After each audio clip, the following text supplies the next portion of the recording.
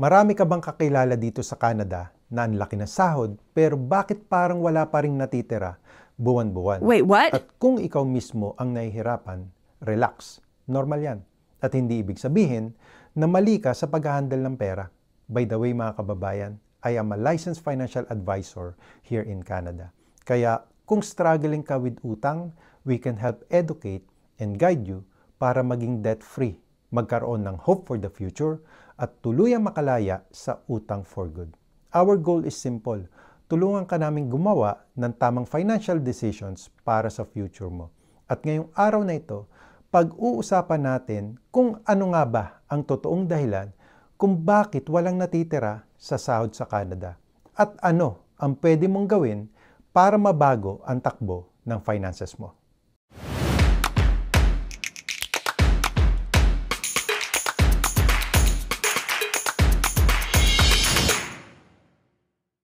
Kung bago ka dito sa Canada at kahit pa sabihin nating years ka nang nagtatrabaho, pero lagi ka pa rin kapos, don't worry. Hindi mo kasalanan.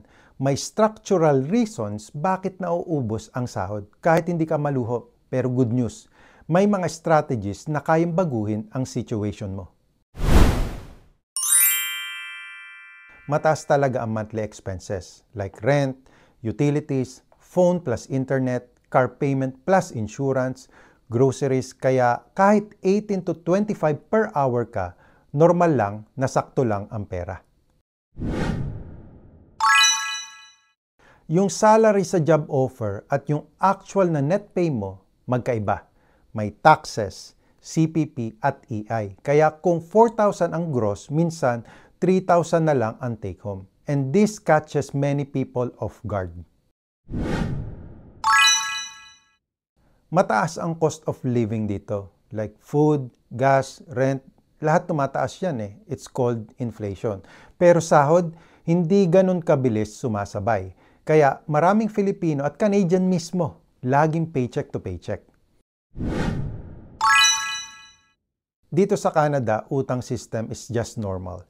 Kotse, cellphone, furniture, credit card, hindi kasalanan mag-finance. Pero kapag walang plan, doon nauubos ang sahod kasi interest plus insurance plus payments is equals malaking chunk monthly.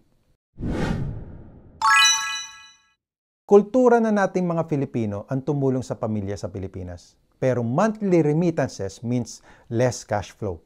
Walang masama dito, pero dapat may strategy para hindi ka ma-stress bawat buwan. I understand, pagod tayo sa trabaho. Kaya gusto natin mag-reward. Kain sa labas, bagong gadget, travel, normal yan. Pero kapag walang control, kahit 6,000 per month pa ang income mo, ubos yan. Ito ang root cause ng karamihan. Walang debt strategy, walang budget structure, walang emergency fund, walang long-term plan. Hindi kasalanan ng tao. Wala naman nagturo sa atin sa school tungkol dito.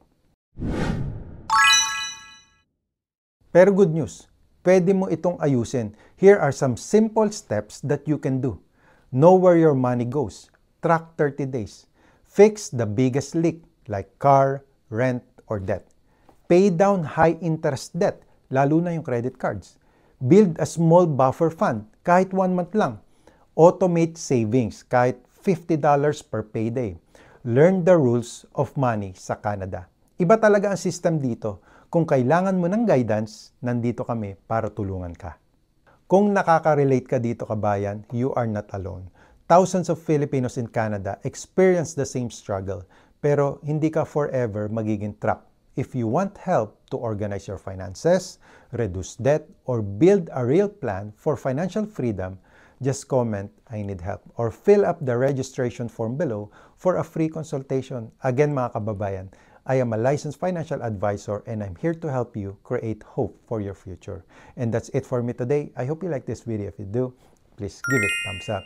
And as always, more videos to come. I will see you, God willing, on my next video.